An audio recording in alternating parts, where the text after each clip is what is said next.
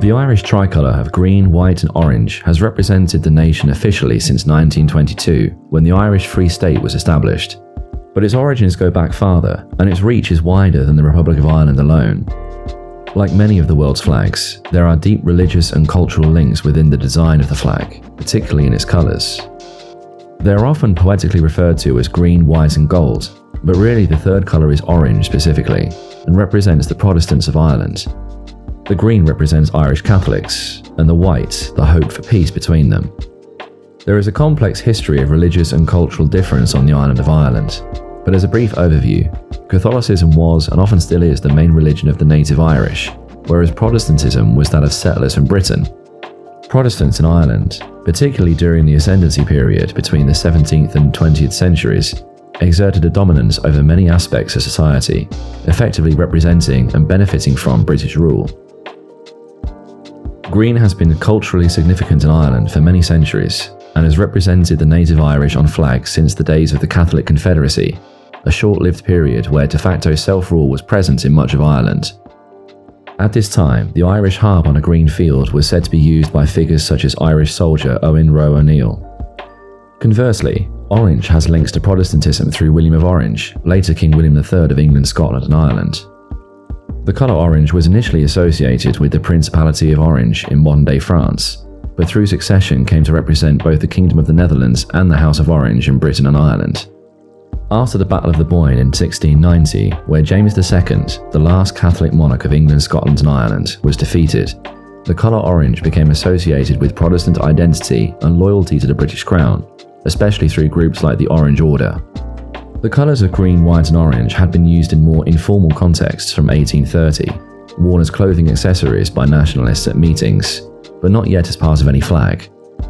In 1848, in the wake of the Irish famine, the Young Irelander movement attempted to bring about a revolution, peacefully at first, but culminating in a standoff and gunfight with police in County Tipperary. The movement was inspired by the many other revolutions taking place at that time through Europe, and two of its leaders, William Smith O'Brien and Thomas Francis Meagher, met members of the new French government in Paris earlier that year. While there, they were presented with the green, white and orange tricolour by a group of women who shared nationalist sympathies. This same flag was publicly unveiled that year by Meagher at the Wolf Tone Club in Waterford. After the attempted uprising, the flag remained as a little used but well-remembered symbol. It was flown at the General Post Office in Dublin during the Six-Day Easter Rising in 1916. During the War of Independence, the flag represented the Irish Republic declared in 1919, and later became the de facto flag of the Irish Free State from 1922. However, its use was resented by anti-treaty Republicans who rejected the Free State status as a dominion of the British Commonwealth and remained committed to achieving a fully sovereign, united Irish Republic.